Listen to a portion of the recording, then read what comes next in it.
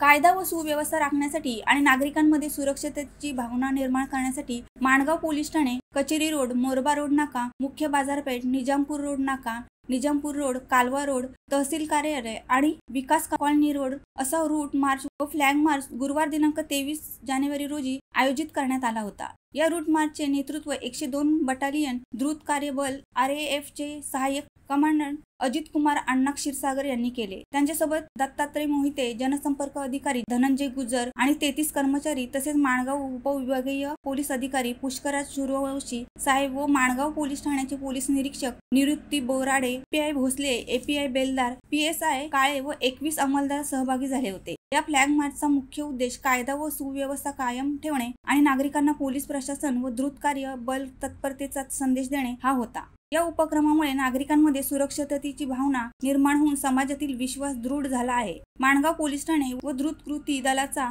हा समन्वित प्रयत्न लोकांमध्ये शांतता आणि सुव्यवस्था टिकवण्याच्या दृष्टीने महत्त्वपूर्ण ठरला आहे व जनतेतून समाधान व्यक्त होत आहे।